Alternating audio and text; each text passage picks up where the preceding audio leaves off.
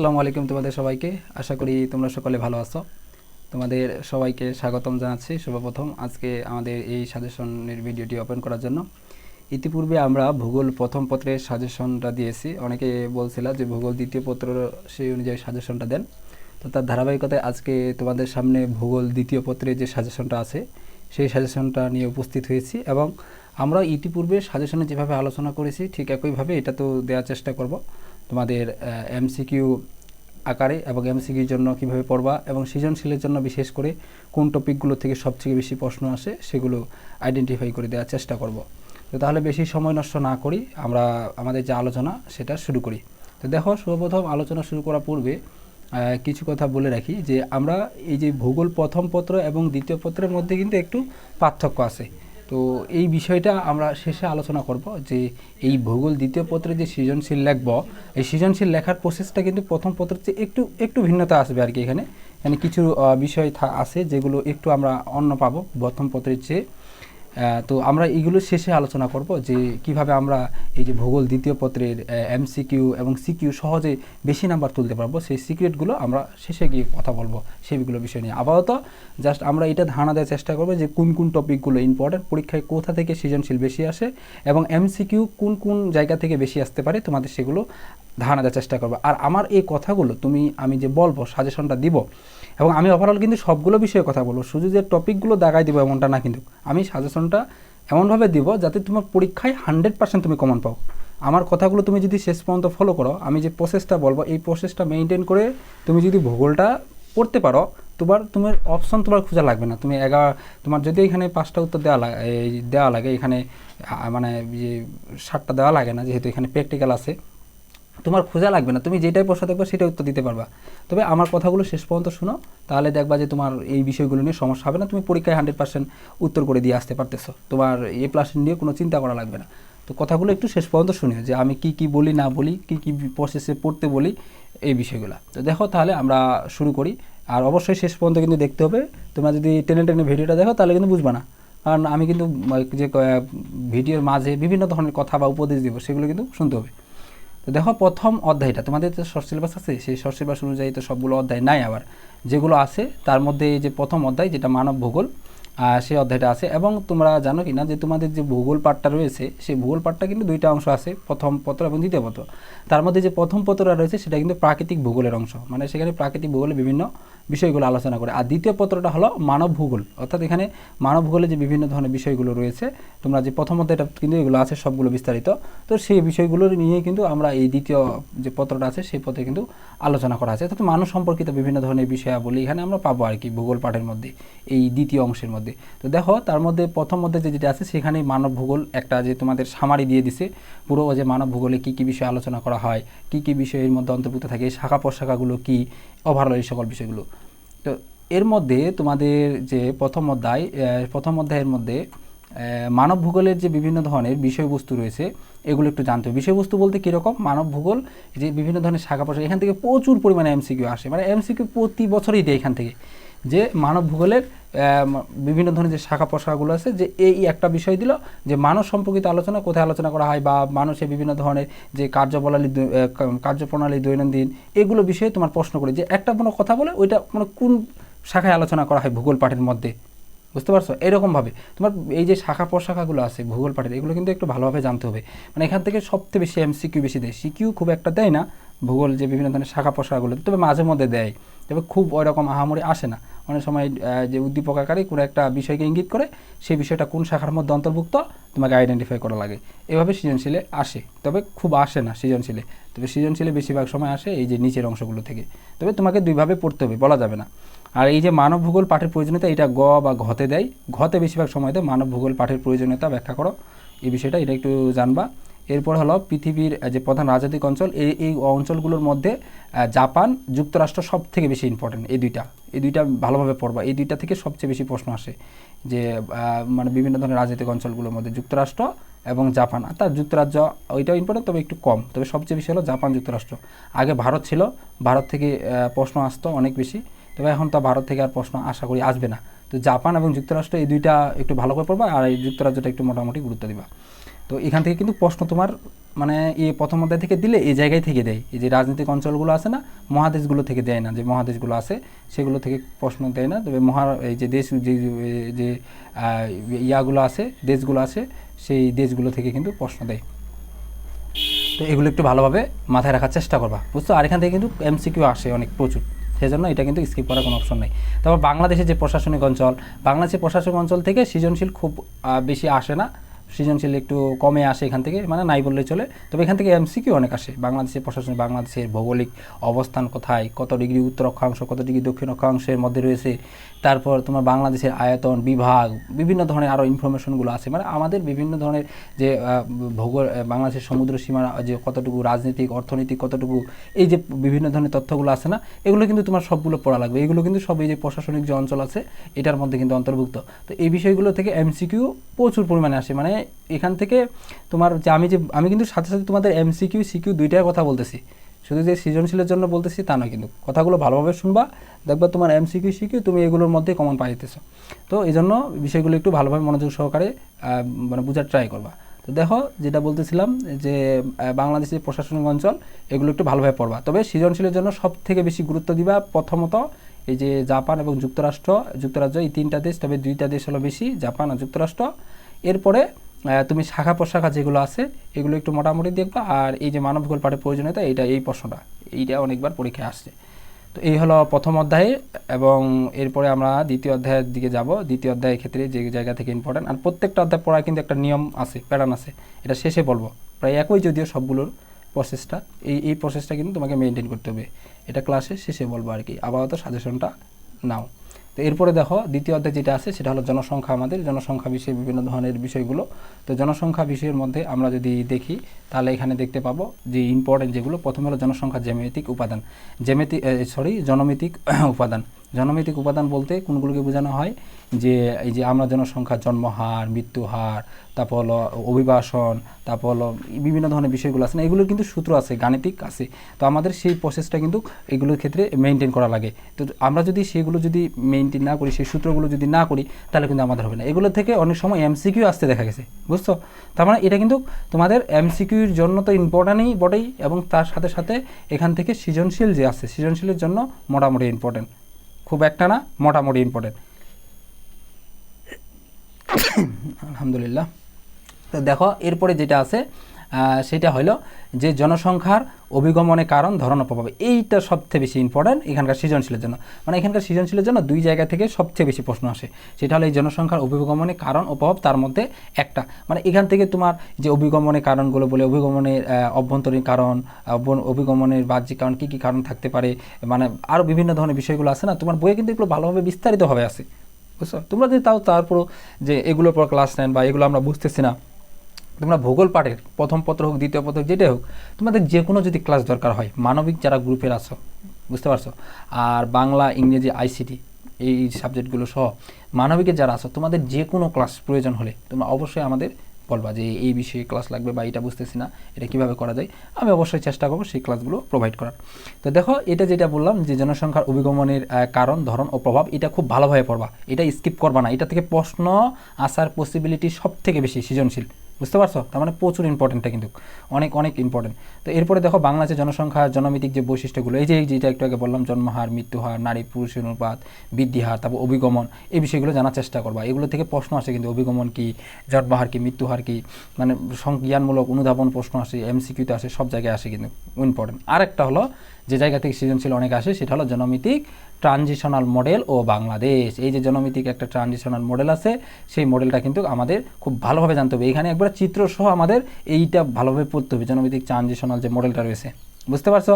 এখানে বাংলাদেশের অবস্থান কততম, এখানে কয়টা পর্যায়ে আছে, কোন পর্যায়ে কোন কোন দেশ আছে এখানে, তো এই সবগুলো ওভারঅল বিষয়গুলো কিন্তু খুব ভালোভাবে পড়া লাগবে। এখান থেকে এমসিকিউ তো আসে, এবং সৃজনশীলের জন্য অনেক ইম্পর্টেন্ট। এখান থেকে সৃজনশীল দিলে এই দুইটা অংশ থেকেই দেয়, একটা তো এই যে অভিগমন কারণ, আর একটা হলো জনমিতিক ট্রানজিশনাল মডেল ও বাংলাদেশ, এই দুইটার প্রশ্ন, মানে এখান থেকে প্রশ্ন আসার পসিবিলিটি 100% ধরতে গেলে এই দুই জায়গার মধ্যে একটা প্রশ্ন দেয় এখান থেকে। তো এই জন্য এইগুলো কিন্তু স্কিপ করবা না, এই দুইটা মাস্ট বি পড়বা একবারে। তো এরপরে দেখো, এরপরে হলো ঘনত্বের ভিত্তিতে বাংলাদেশের জনসংখ্যা বন্টন, কারণ এগুলো মোটামুটি একটা ধারণা রাখিও, কারণ এখান থেকে তোমার যেটা আবার আছে সেটা হলো বিরল এবং এরকম দুইটা ভাগে ভাগ আছে তোমার জনসংখ্যা কোনটার কতটুকু পরিমাণ এটা থেকে অনেকবার আসে আর কি, এই যে জনসংখ্যার যে ঘনত্বের ভিত্তিতে যে বিষয়টা আছে। তো এই বিষয়গুলো কিন্তু একটু পড়বা, যে ঘনত্বের ভিত্তিতে জনসংখ্যার, এটা এমসিকিউর জন্য অনেকটা ইম্পর্টেন্ট। বাংলাদেশের জনসংখ্যার যে কতগুলো, কোন অঞ্চলে, এই যে বিষয়গুলো একটু জানার চেষ্টা করবা, বুঝতে পারছো? তার মানে আমাদের সৃজনশীলের জন্য দ্বিতীয় অধ্যায়ের ক্ষেত্রে জনসংখ্যার ক্ষেত্রে দুইটা জায়গা খুব ইম্পর্টেন্ট। প্রথমত হলো জনভিত্তিক ট্রানজিশনাল মডেল, এরপরে 2 নাম্বার হলো জনসংখ্যা অভিগমনের কারণ। তবে এই দুইটা থেকে এমসিকিউ, এইটা থেকে আবার এমসিকিউ বেশি দেয়, যদিও অভিগমন থেকে খুব একটা দেয় না, তবে দেয়, তবে সবচেয়ে বেশি দেয় হলো এটা থেকে, এই যে জনভিত্তিক ট্রানজিশনাল মডেল থেকে। এরপর বাকি যে তথ্যগুলো আছে সবগুলোই তোমার মোটামুটি একটা ওভারঅল ধারণা রাখতে হবে, কারণ জ্ঞানমূলক, অনুধাবন এবং এমসিকিউ নির্দিষ্ট করে কোন জায়গা থেকে দিবে এমনটা বলা যায় কঠিন। তো সবগুলো সম্পর্কে একটা তোমার মোটামুটি বেসিক লেভেলের একটা যদি ধারণা থাকে তাহলে হয়ে যাবে। এখন সবগুলো জিনিস তোমার মুখস্থ করলে হবে না, কিন্তু এই জিনিসটা কিন্তু বোঝা লাগবে। আমরা আমাদের লাইফে একটা সবচেয়ে বড় যে খারাপ জিনিসটা আমাদের লাইফে আমি লক্ষ্য করছি, সেটা হলো যে কোনো জিনিস আমরা খালি জাস্ট মুখস্থ করার চেষ্টা করি। এখন এই জিনিসগুলো তুমি যদি মুখস্থ করো, তোমার কিন্তু মনে কিন্তু থাকার পসিবিলিটি অনেকটাই কম। পরীক্ষায় গিয়ে তুমি দেখবা যে তোমার মনেই থাকতেছে না, স্বাভাবিক না, আমারই নিজের থাকতো না পরীক্ষায়, যে এতগুলো তথ্য আল্লাহ কোনটা কী, মানে ভুলে যাচ্ছি, এলোমেলো হয়ে যাচ্ছি। তো বিষয়টা কিন্তু এরকম হয়তো তোমার হয়তো কিনা জানি না, কিন্তু আমার ক্ষেত্রে আমি এমন বিষয়টা লক্ষ্য করতে পারছি যে আমার মনেই থাকতো না, আমার মানে কনফিউশন লেগে যেতাম যে আল্লাহ কী হবে, কী উত্তর প্রশ্ন কী আছে। কিন্তু আমার যে জিনিসটা সবচেয়ে বেশি হেল্প করতো সেটা হলো কি, যে আমি যে তোমার জিনিসগুলো, প্রশ্নগুলো টার্মটা বুঝতাম মূলত, যে এইটা দ্বারা মূলত কী বুঝাচ্ছে, এটা দ্বারা মূলত কী ইঙ্গিত করতেছে, বা এই জিনিসটা বাস্তবে আমি যখন যখন পড়তেছিলাম তখনই আমি এই জিনিসগুলো মানে বিভিন্ন জিনিসের সাথে রিলেট করে পড়তেছিলাম, যে এটা বাস্তব জীবনে কোথায় কোথায় দেখতেছি বা এরকম। তো যার কারণে আমার কিন্তু তখন পরীক্ষায় যখন যাই তো ভুলে গেলেও আমার উত্তর দিতে কোনো সমস্যা হয়নি। আমার নিজেরই কিন্তু ভূগোলে A+ ছিল বলে কিন্তু আমি এগুলো বলতেছি। যদি না থাকতো তাহলে কিন্তু আমি এই বিষয়গুলো বলতাম না, যে আমার মানে নিজের ছিল না রেজাল্ট, তারপর আমি এগুলো ফাউ বলতেছি। আমার নিজের অভিজ্ঞতা থেকে বলতেছি, আমার নিজের অভিজ্ঞতা প্রেক্ষাপটে যেভাবে A+ ছিল তোমাদের সেগুলো শেয়ার করার চেষ্টা করতেছি, যে এই বিষয়গুলো ফলো করলে, এভাবে যদি ফলো করা যায় তাহলে একটা ভালো কিছু করা পসিবল। আমার নিজেই করছি, সেজন্য তোমাদের সেই উপদেশটা দিচ্ছি, বুঝতে পারছো? তো এই গেল দ্বিতীয় অধ্যায়। এরপরে যদি আমরা যাই, এরপরে কত অধ্যায় আছে আমাদের? চতুর্থ অধ্যায়। তৃতীয় নয়, এরপরে কত? চতুর্থ অধ্যায়। দেখো চতুর্থ অধ্যায়ের মধ্যে যে বিষয়গুলো তোমরা গুরুত্ব দিবা, অধ্যায়ের নাম হলো আমাদের কৃষি। চতুর্থ অধ্যায়ের নাম কি? কৃষি। কৃষির মধ্যে এই যে কৃষিকাজের ভৌগোলিক নিয়ামকগুলো আছে না, এইটা গুরুত্ব দিবা। কোনটা? দেখো কৃষিকাজের এই যে ভৌগোলিক যে নিয়ামকগুলো আছে, এই 4.1 যেটা লেখা আছে সেই টপিকটা মোটামুটি একটা ইম্পর্টেন্ট আছে, তবে খুব না, মোটামুটি একটা ভালো ইম্পর্টেন্ট আছে আর কি, যে কৃষিকাজের যে ভৌগোলিক নিয়ামকগুলো আছে সেই ভৌগোলিক নিয়ামকগুলো। এরপরে যেটা হলো 4.2 বিশ্বব্যাপী যে আমাদের বিভিন্ন ধরনের যে উৎপাদনগুলো রয়েছে সেই উৎপাদনগুলো নিয়ামক বন্টন এবং অর্থনৈতিক যে গুরুত্ব রয়েছে সেগুলোর মধ্যে সব থেকে বেশি ইম্পর্টেন্ট, তোমাকে বারবার বলি, সব থেকে বেশি ইম্পর্টেন্ট হলো ধান এবং গম, বুঝতে পারছো? এই দুইটা সব থেকে বেশি ইম্পর্টেন্ট, মানে প্রশ্ন আসার পসিবিলিটি সব থেকে বেশি এই দুইটা থেকে। তবে অনেক সময় চা থেকেও দেখা গেছে, তবে চাটা খুব কম। তবে সবচেয়ে বেশি মানে গুরুত্ব দিবা এই দুই জায়গায়, সেটা হলো ধান এবং কি এই গম, বুঝতে পারছো? এই দুইটার তুমি নিয়ামকগুলো পড়বা, অর্থনৈতিক, তারপর হলো বিভিন্ন ধরনের যে নিয়ামকগুলো আছে, প্রাকৃতিক নিয়ামক, অর্থনৈতিক নিয়ামক, বিভিন্ন ধরনের এই নিয়ামকগুলো তুমি পড়বা। এই যে আরেকটা জিনিস এখানে ট্রিক্স, সহজ একটা ট্রিক্স আছে, হ্যাঁ তোমরা যদি বলো আমি ক্লাসে এইগুলো বুঝাই দেবো, যে কৃষিকাজে যে ভৌগোলিক নিয়ামকগুলো আছে না, তুমি যদি এইটা ভালোভাবে মনে করো, মানে মুখস্থ রাখো, তাহলে তুমি ধান, গম, চা তিনটারে কিন্তু ওই একই পয়েন্টগুলো ইউজ করা লাগবে, বুঝতে পারছো? পয়েন্ট কিন্তু আলাদা আলাদা আসবে না, সবগুলোর ক্ষেত্রে একই পয়েন্ট আসবে। তুমি তোমার এই যে নিয়ামকগুলোর ক্ষেত্রে মানে একই জিনিস, যা শুধু কিছু কিছু ইনফরমেশন পরিবর্তন তোমার আসবে, ধানের ক্ষেত্রে, গমের ক্ষেত্রে, ঠিক একইভাবে চায়ের ক্ষেত্রে, বুঝতে পারছো? এভাবে কিন্তু এগুলো উত্তর করা লাগে। তোমরা যদি বলো এগুলো আরও বিস্তারিতভাবে দেন, আমি কিন্তু বিস্তারিতভাবে দেবো, সাজেশনে তার এত কিছু বলা যায় না, তারপরে কিন্তু ভিডিওটা অনেক লং হয়ে যায়। তারপর আমি যতটুকু সম্ভব চেষ্টা করতেছি তোমাদের সবগুলো বিষয়ে ধারণা দেওয়ার। তোমরা যদি বলো এগুলো বিষয়ে আরও বিস্তারিতভাবে বুঝাই দেন, তাহলে আমি কিন্তু অবশ্যই তোমাদের এগুলো ক্লাস প্রোভাইড করব। তো দেখো এটা জানবা, এই দুইটা সবচেয়ে বেশি। এরপর হলো কৃষি ক্ষেত্র, ফসল উৎপাদন, পশুপালন, মৎস্য চাষ। এই তিনটার মধ্যে ফসল উৎপাদন যেটা আছে, ফসল উৎপাদনটা একটু বেশি ইম্পর্টেন্ট, মানে এটা থেকে পরীক্ষায় প্রশ্ন বেশি আসছে। এই বাকিগুলো একটু মোটামুটি ওভারঅল একটা বেসিক ধারণা রাখার চেষ্টা করো, কারণ বাকিগুলো থেকে এমসিকিউ অনেক সময় আসতে দেখা গেছে। তো দেখো এরপরে যেটা আছে আমরা যদি দেখি, এরপরে যে ওই অধ্যায়ের বাকি যে অংশগুলো সেটা হলো বাংলাদেশে বিভিন্ন ধরনের যে কৃষি সংস্থাগুলো আছে সেই কৃষি সংস্থাগুলো কিন্তু একটু ভালোভাবে পড়বা। কেন? কারণ এই কৃষি সংস্থাগুলো থেকে অনেকবার এমসিকিউ দেখা গেছে, জ্ঞানমূলক অনুধাবন প্রশ্ন দেখা গেছে, অনেক, বুঝতে পারছো? মানে এখান থেকে প্রশ্ন অনেক দেয়। এরপরে সর্বশেষ হলো ঋতুভিত্তিক ফসল ও বাংলাদেশের জলবায়ু, মানে কোন ঋতুতে কোন ফসলটা হয়, এখান থেকে প্রচুর এমসিকিউ দেখা গেছে এবং সৃজনশীলও দেখা গেছে।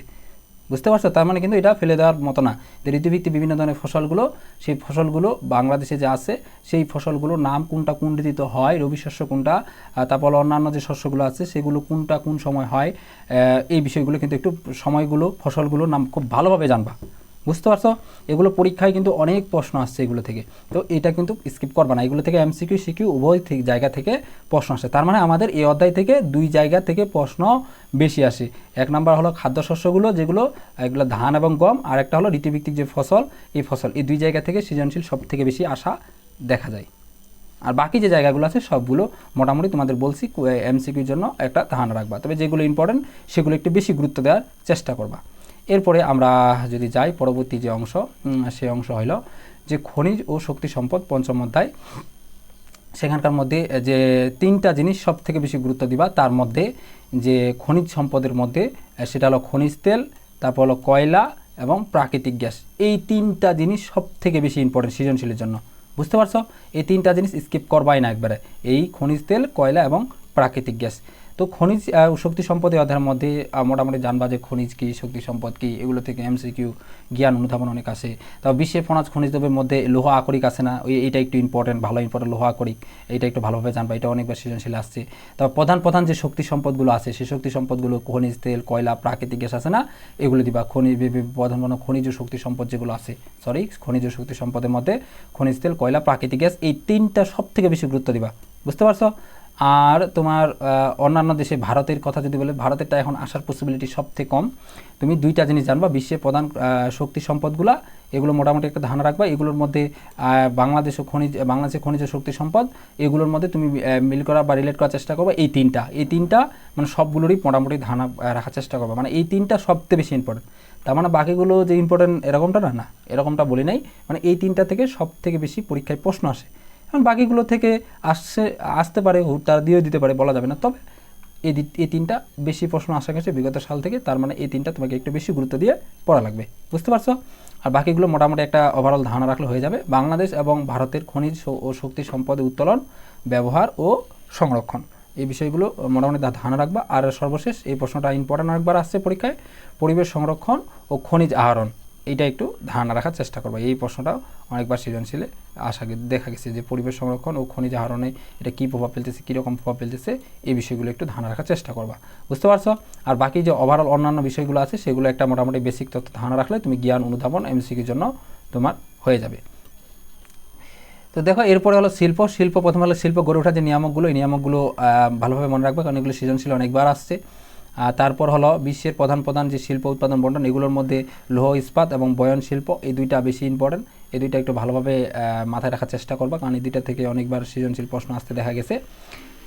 এরপরে যেটা আছে যদি দেখায়, দেখো শিল্প ষষ্ঠ অধ্যায়, দেখো এরপরে যে দেখো বাংলাদেশের প্রধান যে শিল্পগুলো রয়েছে সেই শিল্পগুলোর মধ্যে সবচেয়ে বেশি পরীক্ষায় আসছে হলো পোশাক শিল্প, সব থেকে বেশি প্রশ্ন আসছে পোশাক শিল্প। এছাড়া 2 নম্বরে যদি ধরতে যাও সেটা হলো চিনি, আর বাকিগুলো খুব আসছে মোটামুটি, মানে নাই বললেই চলে। সবচেয়ে বেশি গুরুত্ব দিবা তৈরি পোশাক, এখান থেকে সৃজনশীল আসছে তৈরি পোশাক, 2 নম্বরে দিবা চিনি, আর বাকিগুলো একটা ধারণা রাখবা শুধু। আর তারপর হলো বাংলাদেশের পোশাক শিল্পে নারী কর্মীদের অবদান বা কতটুকু গুরুত্বপূর্ণ ভূমিকা পালন করতেছে, এই প্রশ্নটা অনেকবার আসছে, এটা একটু মনে রাখার চেষ্টা করবা। এরপর শিল্প স্থাপনের সঙ্গে উন্নয়নের গতি দ্বারা সম্পর্ক, এটা একটু মোটামুটি ইম্পর্টেন্ট। আর শিল্পায়ন ও সুষ্ঠু ব্যবস্থাপনা, রাজনৈতিক স্থিতিশীলতা, এটা একটু মনে রাখার চেষ্টা করবে, এটা একটু মোটামুটি ইম্পর্টেন্ট আছে। যে এগুলো জাস্ট রিডিং, তুমি একবার পড়লেই কিন্তু এগুলো উত্তর করতে পারবা, যে শিল্পায়ন, সুষ্ঠু ব্যবস্থাপনা, রাজনৈতিক স্থিতিশীলতা বিষয়টা কী বা এটা কীভাবে প্রভাব রাখতেছে, এই বিষয়গুলো। আর তবে সবচেয়ে বেশি এখান থেকে আবারও বলছি ইম্পর্টেন্ট হলো এই যে তৈরি পোশাকটা, এটা সবচেয়ে বেশি ইম্পর্টেন্ট। বাংলাদেশের পোশাক শিল্পে নারী কর্মীদের অবদান, এটা। আর তারপর শিল্প স্থাপন সঙ্গে উন্নয়নের গতিধারা, এই বিষয়গুলো। আর মানে এইগুলো মোটামুটি মানে দুইটাই ইম্পর্টেন্ট বলা চলে, কারণ ঘ নাম্বারে এগুলো বেশিরভাগ সময় দেয়, শিল্প স্থাপন সঙ্গে উন্নয়নের গতিধারা সম্পর্ক বা সুষ্ঠু রাজনৈতিক স্থিতিশীলতা, এটা যদিও কম আসে, এটা একটু বেশি আসে। তবে এভাবেই তোমার একটু এগুলো কিন্তু রিডিং পড়লে হয়ে যায়, এগুলোতে এমসিকিউ দেয় না, শেষে 6 এবং 6.7 এটা থেকে এমসিকিউ কম দেয়। তবে একটু রিডিং মোটামুটি পড়লেই তুমি আশা করি উত্তর করতে পারবা। বুঝতে পারছো? এগুলো জায়গা যেগুলো বললাম এগুলো একটু ভালোভাবে পড়বা, দেখবা তোমার পরীক্ষায় তুমি এগুলো থেকে কমন পাইতেছো এবং কমন আসবে আশা করি।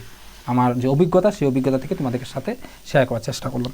এখন সর্বশেষ যে বিষয়টা বলবো তোমাদের বলতে চাইছিলাম যে এই বাংলা ভূগোল দ্বিতীয় পত্রে যে এমসিকিউ যে উত্তর করব এবং সিকিউ উত্তর করব সেগুলো টেকনিকগুলো যে বলতে চাইছিলাম সেগুলো কি দেখো। এখন ভূগোল দ্বিতীয় পত্রের ক্ষেত্রে যে টেকনিকটা মাথায় তোমার রাখতে হবে, ভূগোল প্রথম পত্রে আমরা কিন্তু অনেকগুলো টপিক পাইছি যে টপিকগুলো মূলত থিওরিটিক্যাল বলতে এগুলো নর্মালি আমাদের বোঝা লাগে, বুঝতে পারছো। নর্মালি আমরা জাস্ট এগুলো যে অনেকগুলো বিভিন্ন বিষয় আছে সেই বিষয়গুলোকে কেন্দ্র করে আমরা মানে লেখা লাগে। কিছু টপিক আছে যে টপিকগুলো কোনো একটা মানে টপিক আছে সেটা আন্ডারে লেখা লাগে। কিন্তু এখানে ভূগোল যে দ্বিতীয় পত্রে আমাদের মানে ওইখানে বেশিরভাগ প্রথম পত্রে একটা জিনিস দেখছি অনেকগুলো পয়েন্ট থাকে, যে কোনো জিনিসের পয়েন্ট আউট করে লেখার একটা সুযোগ সুবিধা থাকে। কিন্তু ভূগোল দ্বিতীয় পত্রের ক্ষেত্রে আমরা এরকম কিন্তু সবগুলো টপিকের কিন্তু পয়েন্ট আউট করে লিখতে পারি না, বা অনেক কিছু এরকম থাকে না, যদিও সবগুলো এরকম না। তবে একটা জিনিস সবসময় ফলো করার চেষ্টা করবা, সেটা হলো পয়েন্ট আউট করে লেখার। ভূগোল দ্বিতীয় পত্রেও হবে, তুমি চাইলে কিন্তু করতে পারবা না এরকম জিনিসটা কিন্তু কখনোই বললে, তুমি চাইলে করতে পারবা। এজন্য তোমরা অবশ্যই কী করবা, যে ভূগোল দ্বিতীয় পত্র তোমার যেগুলো এখন অভিগমনের কারণগুলো কী তুমি পয়েন্ট আউট করে লেখার চেষ্টা করো। অভিগমন কী কারণে হয়, অভ্যন্তরীণ কারণ, বাহ্যিক কী কারণ থাকে, আকর্ষণজনিত কী কারণ থাকে, আরও বিভিন্ন ধরনের কী কারণ থাকে। মানে ওভারঅল তুমি সুন্দর করে পয়েন্ট আউট করে সবগুলো লেখার চেষ্টা করবা। পয়েন্ট আউট করে লিখলে সুবিধা কি, তুমি যদি পয়েন্ট আউট করে লেখো টিচার তোমার খাতাটা দেখতে সুবিধা হয়, সে সহজে তোমার নাম্বারটা দিতে মানে দ্বিধাবোধ করে না। অর্থাৎ সে যখন তোমার নাম্বারটা দিবে সেই নাম্বারটা দিতে তার সমস্যা হয় না। সমস্যা বলতে কি, এখন তুমি দেখো এখন রাস্তা দিয়ে মনে করো দুইজন মেয়ে হেঁটে যাচ্ছে, এখন দুইজনের মধ্যে একজন খুব ভালোভাবে পোশাক পরছে এবং সে দেখতে মানানসই, আরেকজন মনে করো ভালোভাবে পোশাক পরে নেই, তো কাকে বেশি ভালো লাগবে, যে ভালোভাবে পোশাক পরছে তাকেই তো দেখতে সুন্দর দেখাবে আলটিমেটলি।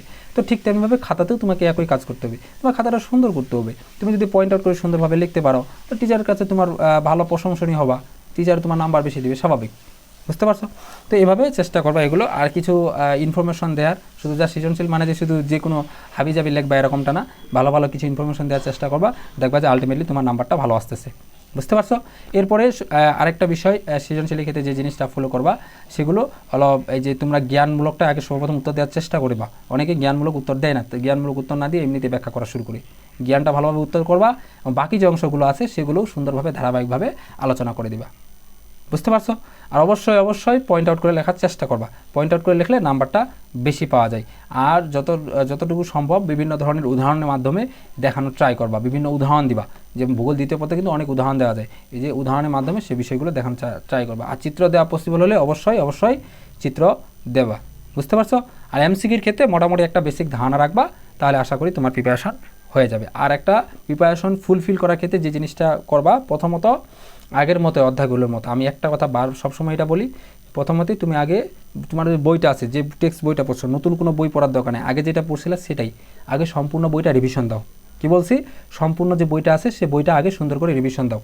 তোমার যে অধ্যায়টা মানে প্রথম অধ্যায় আছে, যে প্রথম অধ্যায় যেটা আছে প্রথম অধ্যায়টা আগে বের করলাম, সেটা বের করার পর প্রথম অধ্যায়টা পড়লা, টপিকগুলো পড়ার পর মোটামুটি বইটা আগে শেষ করার পর 2 নম্বরে কাজ থাকবে ওই বইটা থেকে তোমার বিগত সালে যে এমসিকিউগুলো আছে সেই সিকিউগুলো আছে সেগুলো শেষ করবা।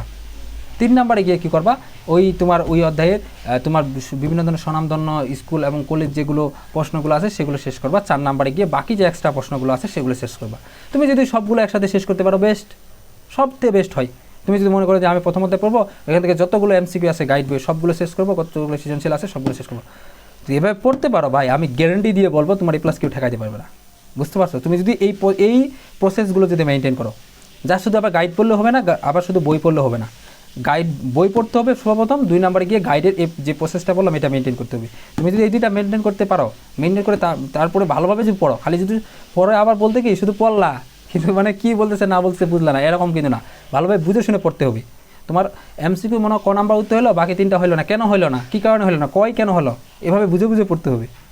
এভাবে যদি পড়তে পারো ভাই, তোমার A+ কেউ ঠেকাইতে পারবে না, বুঝছো। এভাবে একটু মেনটেন করার চেষ্টা করবা। আশা করি তোমরা এই ভূগোল প্রথম পত্রের মতো দ্বিতীয় পত্র তোমরা কাঁপাই দিয়ে আসবে, তোমাদের A+ আসবে আশা করি ইনশাল্লাহ। আমার যে কথাগুলো তোমরা মেনে চলো। তো আজকে এখানেই শেষ করতেছি। তোমাদের আশা করি তোমরা ভালো কিছু করবা এই আশাবাদ ব্যক্ত রেখে। তো দেখা হবে তোমাদের সাথে পরবর্তীতে নতুন কোনো ভিডিওতে নতুন কোনো টপিক নিয়ে। আর কোন বিষয়ে সাজেশন চাও আমাদের অবশ্যই জানাবা, আমরা চেষ্টা করবো সেগুলো সাজেশন দেওয়ার। তো ততক্ষণ পর্যন্ত সবাই ভালো থাকো, সুস্থ থাকো, আসসালামু আলাইকুম।